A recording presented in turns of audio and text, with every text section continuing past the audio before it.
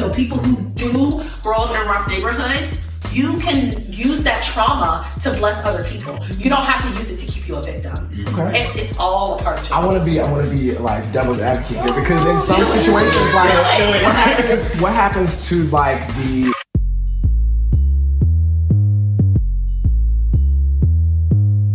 one thing, and he's cameraman, this man Tay Clemens, I feel like without him and him without me, you know, we wouldn't be who we are, where we at, and know how. Come on, y'all.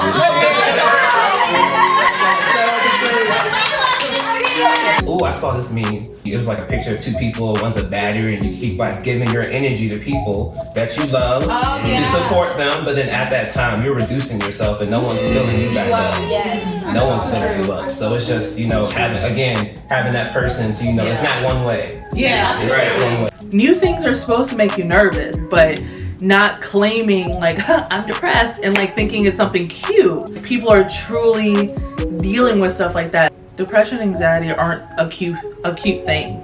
We don't know what people are going through on a daily basis, and that's why I try so hard. Even at my lowest point, I try my hardest to breathe life into everyone I'm around. Right. I really do, because I know what it's like to be in that place of where it's just dark. nobody can hold each I other feel like accountable anymore. our generation, I don't know what all the crap we get is about, but I will say something that I feel we could do better on is taking the initiative. I feel like we do often be like, somebody gonna do it.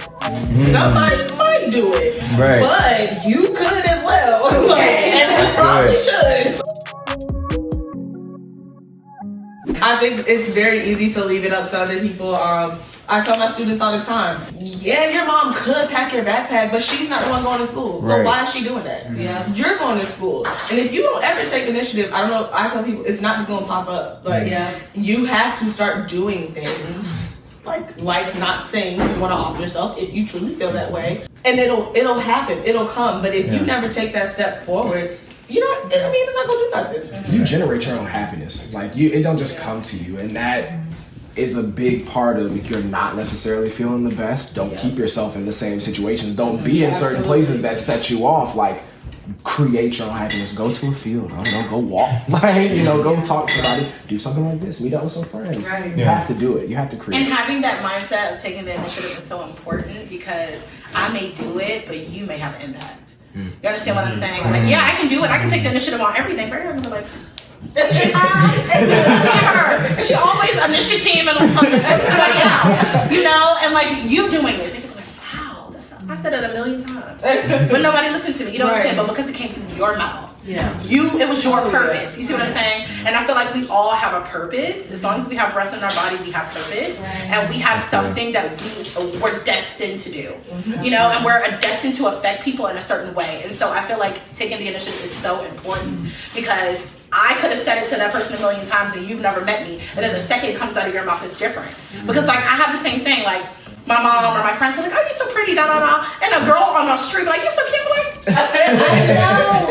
you know, it just hits you different. You know what I'm saying? It just hits you different. And so that's why it's so important when you see something going good or going bad, speak up on it. Absolutely. Yeah. Speak up on it, because you just don't know the effect it'll have on that person. I feel like I've heard people talk down on like this mindset that we have. I don't know if it's just our generation thing, but we all think we're so like purposeful, or we have this like really big divine thing to do on this word. I feel like somebody has kind of talked down on that before, and it's like I'm kind of on the fence, like coming out and hearing always that you're supposed to be doing this, you're destined for this, you're destined for that. Like, when you don't become that, or when the world slaps you in the face and shows you it's not going to be as easy to do that, does that set us back, you know, or does that make us stronger? Do you understand what I'm trying to get to? Like, That's a little different though, because I feel like, you know, like I mean, I know we're all, you know, people call it hair, but like I'm a little different. I'm African.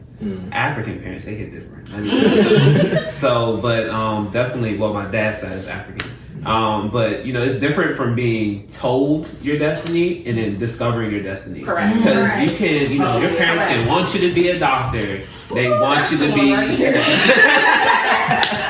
that's it. Still mad. I raised my baby. Okay, to this day. But what you want to be is a librarian. Be my parent. That's your And that's you're your gonna make purpose. someone's But- day helping them find those books. Exactly. Because that's what you want to do, and that's your purpose, not your parents' purpose. With my parents and with other parents I've seen, like I said, back to the toughing it out. Like a lot of them thought like we gotta keep going, keep pushing, and also media, it plays a big part. With that, we can spread the awareness of it. So back then they didn't have it, but then again, it can be a con. Media can be a problem for people's mental health. Each generation deals with something different. I do believe each generation has it, but it's just something different. Yeah, but like you said, it's in how you say it. Right. Like you see how you say, well, if all you want to be is a Right. I am a janitor.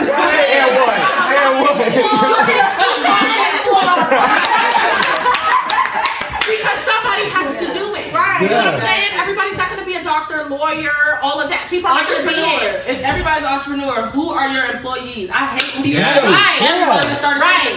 When you go to a restaurant, who's gonna wash the dishes? How you gonna eat? And we need that. We need that assembly line of people. And just because they don't have a certain title, it doesn't make them less than anyone else. Exactly. And we need to get that mindset out of our heads. It's a day-to-day thing. I feel like I'm literally working at getting myself together every single day. I know my kid makes stuff a lot easier. He's a definitely big motivating factor to make sure that I'm keeping my stuff together. But I think outside of that, just like knowing when I need help, when I can't be the only person that's helping me, when I need outside help, I think that's the most important thing. My best friend, shout out to Jocelyn. She actually is the one who taught me that. Like, she's like, if you're gonna be that, be the best of that. Cause like when I would go places, they're like, oh, what do you do? I'm a server. I'm just a server. And she's like, you are the server. And literally in my phone, because I'm in school for nursing, she has Dr. Treasurer, Red Dog, BSN, MSN, like literally on her phone. We have all of these titles. Yes. And that's why it's so important when you surround yourself. Yeah. When she answers my phone calls, if I were to call her right now, she's gonna be like, hi, Nurse Treasurer, how are you? That's what she speaks to me. She speaks life. Right. You know what I'm saying? And we have to make sure we're speaking life into the people that we're around. Because I'm telling you, irregardless to what you're doing, be the best at it. And I'm learning that for myself because I will always, I'm just this. Yeah, I'm just in college. Yeah, I'm just working. I'm working. I'm in college. You know what I'm saying? When you have that confidence, you give people confidence in you. Absolutely. You know what I'm saying? Like they be looking at you like, okay. You know, I'm gonna be a janitor. Whatever you're doing, just speak life into it. It makes people so excited. Maybe the season that you're in. Yes. Like, it's God, and immediately when you're like African parents hit different, I'm like, let me tell you about the Dominican. Well, I'll tell you what, I'm telling you, so I did a smooth semester at BCU. Dipped my toe real good. And I was like, I don't need to do this. But I literally just kept up that facade of going to school. I don't know what I was doing. I think I was just like working and no one knew that I was like making money or whatever. But literally kept up that facade for, I want to say about like a good handful of months. And then it was like my grandmother that asked me like, how's school going? I'm like, I'm not doing that. I'm not doing that. But just it was just so earth shattering to them that I wasn't following the course that they knew led to like a certain like outcome or something like that. Not following that strict path. I mean, because, you know, they came here for, you know, that opportunity. Right. Which God bless them. I'm so glad that they brought me to this country and had me here and all that good stuff.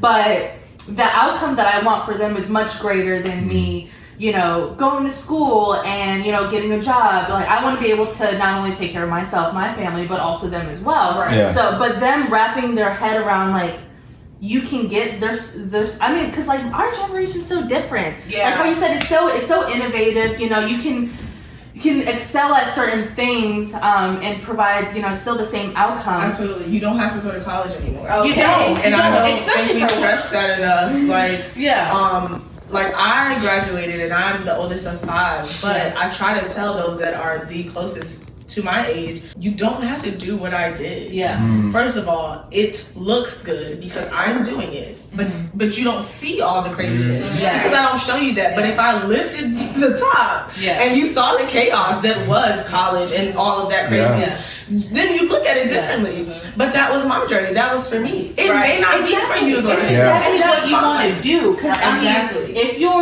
you're gonna be a nurse. I surely hope you went to school. You know, I really need somebody who hit them books hard. Right. Hard. Because I want you to feel that I'm having a heart attack. I want you to know. I want you to know.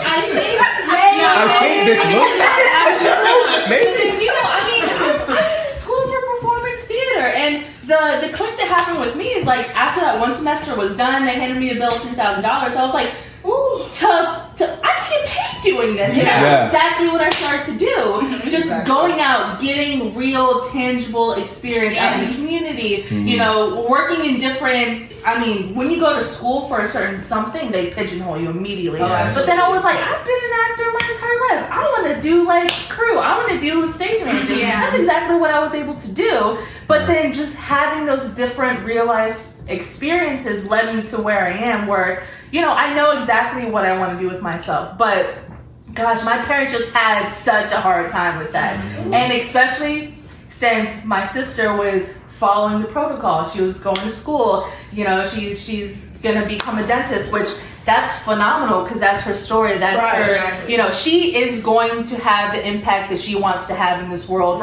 through that. She has found that for herself. I couldn't do it. I couldn't muster up getting into a phenomenal amount of debt, you know, for something that could be, you know, paid to do and get different experiences with, you know. I commend you for figuring it out. I'm so glad I got what I did, you know. So just understanding that whatever you do, because this whole like, I mean, it has nothing to do with relationships, but you know when people are like, you know, it has to be 50-50. Absolutely not. Wherever you are in that place in that time, give 100%. Exactly. Like at my job, from 8 to 4:30, you're gonna get all of me. You're gonna get the best of me. Like you are paying me for a job. I will perform at my peak. Exactly. Right? But I'm telling you, right before 4:30 is. Oh, you won't see me. I'm already up there. Stacey, can you help us? Absolutely not. I gotta go. All you see is my car pulling out. Yeah, she's gone for the day. After all y'all said, going back to it, you know, I think my mother, bless her heart, she has an idea of a certain position in technology is what is purpose. If I get that position, then I have fulfilled a purpose. I've reached a good place in my life.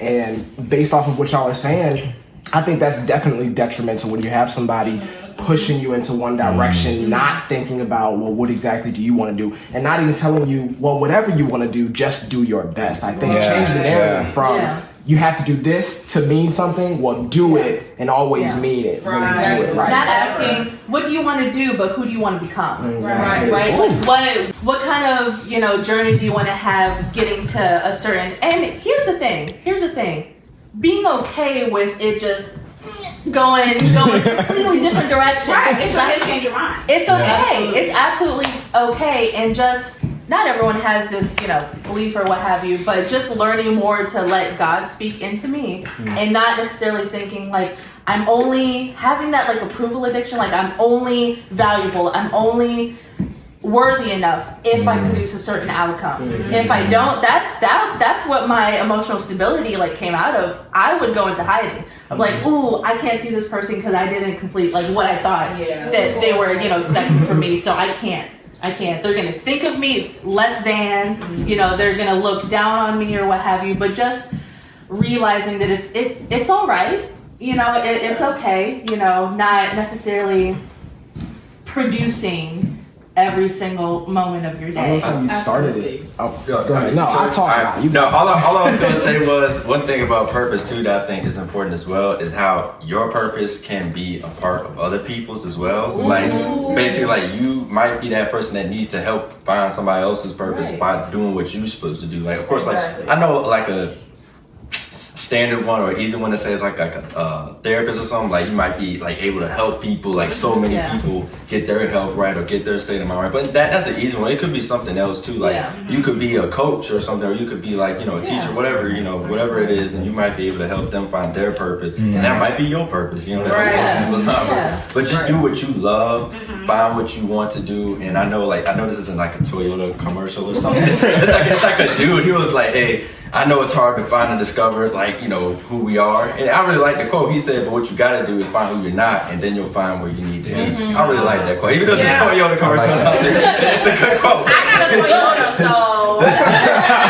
But look, I'm going back to it. I love how you started it, because you was like, don't ask what do you want to do, but like who do you want to be? Because you can be the most professional doctor just as much as I can be the most professional cook at McDonald's. Like I can be the best fries, you know, always hot and ready or something like that. It's like what everything you do. Going back to mental health, like you can have all, you know, everything that everyone thinks is a touchstone of like you've made it, success. You know what is to have everything, but like mentally, emotionally, spiritually. Because we know of many celebrities that have unfortunately committed suicide, and people look at them and they can't understand because in our culture, there's so much value on materialism, on what we can see, and what you couldn't see is that their brain literally had enough. Like, I don't want to quote this. I don't know that it's like actually factual, but I believe that for someone to even reach that limit, they're not in their right mind. So for you've been gone through this for however long, and you've just reached your breaking point and you don't want to do it anymore. And all people can see is that, well, they had money, they had this, they had cars, they had a beautiful life. But what did that do for them? Nothing. And yet, and still in our culture, that is what we decide to value. That is what we place value on.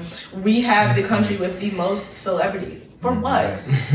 Why? Like we idolize and like materialize, like you said, a lot. And one thing, to do another reference, my boy J. Cole, I love this song because it's called Love Yours, or anybody knows. And one thing he talks about is like, you know, you might think you got the baddest girl, the best shoes or whatever, the best this, best that, but you gotta just love what you have. Don't compare to other people. That's a lot of things that young people do on social media. We compare to like those celebrities, be like, man, I wanna be just like that. I wanna have all that money. I wanna have all this. Do what you love, and do, because you're not going to be happy with all that if that's not what you want to do. So if you just love yours and what you're around and love what you're doing, you're going to be happy. And I think that's so big on this. But that's something like social media doesn't talk about. It just portrays like, look what I got. And everybody just portrays the good, you know. And that's what causes like a lot of. It's a false narrative though. Like you're over here, social media. Like you're over here in your lowest point, and you're like, my goodness, like look at them. You don't know that they're just posting the best. Because you're never, or gosh, then you have like the other side of it where you have somebody who like posts too much, you know, and it's like that's absolutely not the platform for it. Like you need to seek something outside of, you know, people just co-signing your trauma, co-signing all the time. Yes, I had to tell my boyfriend that like right after he graduated college, he couldn't find a job, and he was like, every time I get on Instagram, like all the people I graduated with are going on trips and they're like doing this. I said, but ask them how many of their bills is paid before they went on them trips. Ask them what they had to do to get there. And ask them what the quality of their life is going to be when they get back. You don't want to do what everybody else is doing because they're doing it. You want to do what you want to do because you can. They may have went on a trip, but you don't know how they went on that trip. There are people that work themselves to near death to save up money to go on a trip. There are people that let bills go unpaid to go on a trip. If that's not how you want to live your life, don't idolize what people are doing, because you don't know what happened behind the scenes. So don't, like, social media is so terrible with that. Like, people get so wrapped up in seeing like their life is perfect. Why? Because they post a picture every week that look good. But is it just social media? Because, you know, that's a fairly new thing, but you have to think, like we were just talking about how our parents are pushing these certain dreams on us. They didn't have social media, but they're still basing it off of what? Oh, a doctor, their life is easier because they have this and they have that and they're able to afford everything that they need. Our parents are raised by, you know, baby boomers and especially from, you know, our demographic, that we didn't have much when they were growing up. Like, I can hear all the stories about what was happening in Richmond at this time and what happened down here. It's like, oh, that's all good and fancy, but it's 2020 and that got nothing to do with me. That was before I was even thought of it. That ain't this. Exactly. But I just definitely think when it comes to our parents, them pushing us, it's all they know how to do. Just like, their parents probably pushed them or definitely pushed them, or, their parents didn't push them enough and that's what they wish for their kids. Right. But I don't think, no one's at fault. This is just the world we live in. It's not perfect. Right. Thank you, Mom, for doing all you can. Thank you, Mom, for supporting your son just like that. Exactly. But, everyone can't bring themselves, not that, this is not out there, but too out there. But not every parent can support what their child does because that may not be something they believe in or want to be a part of. But, in the end, it's all about love. You can love someone unconditionally. And that's all I feel like, parents and have for their children. But they're people too. I mean, and like how you're saying, like, is it just social media? Absolutely not. Every single generation has their own version of like keeping up with the Joneses. So, like, we just have more access to, like, we have access to more of it, unfortunately. We can see the highlight of like everyone's life, in the matter of minutes, seconds. The Joneses, the Kardashians, everybody. But back then, all they could see was the physical. Say if a doctor lived in a really, really big house or had 2 cars and all this other stuff. Well, obviously that has to be the route. That has to be the way to make it, is to go to school, to become a doctor, to have these things. But they don't know, the behind the scenes. They don't know the debt they're in or what have you, or just like the turmoil that their marriage is in, or, the fact that their kids are struggling. They don't know certain things. So there's always going to be that in a particular generation. I'm just really excited for, like, I guess the next one, just to kind of see. I mean, we're well into social media. We're well into that, but just kind of, seeing like how the next generation deals with like how we're gonna raise them up, Right. So knowing what we know, now having that responsibility. And I would add on to yours, like, yes, it has a lot to do with love, but it's also choice. Yeah. Okay, we have freedom of choice. We make our own decisions. We do.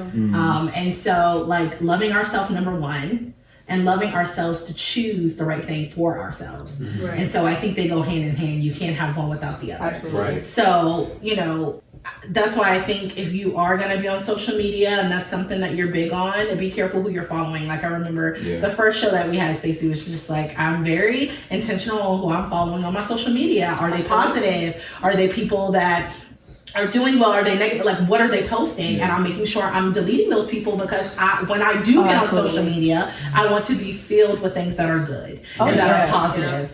And I think that's so important. And so it literally just, everything leads back to mental health, which is so interesting, because like it's just loving yourself. You just have to love yourself. You have to think that you are the best person ever. See, So I feel like you started talking about. I was gonna say, I think as well that I feel, I also have got my minor in African American Studies, and I'm a numbers person. So when they throw those statistics at me and like they're just telling me, it's remarkable to think of how much progress that as people of color in general we have made, but knowing that a lot of, I think, our parents pushing us to do better is because they didn't have those opportunities. So yes, it's social media. I think, of course, it just comes down to so many things, because they didn't have those opportunities. And like, I don't know the statistics right off my head, but like the median like wealth of the Black household will be 0 in a few years. And for white people, it's like 100,000. See, now I don't know those numbers correctly, but it's insane to think about. So while I don't think our parents should push us to do things we don't want to do, they should help remind us of the opportunities that they weren't afforded, and the fact of things like the fact that it's not all about money, but that is a big deal. That the median household income for Black people is going to be $0. Like, how? Like, that's insane. Well, like, talk about how, and part of my perspective comes from being at a predominantly white institution. You see, I went there for a different cultural perspective, and I'm glad that I did. Mm-hmm. One of the things that I learned up there was, we're all exposed to the same institutionalized structures, right? Mm-hmm. And way back when slaves were freed, one of the ways of getting attention or getting respect was having the latest and greatest stuff. Right. I remember seeing like this old-timey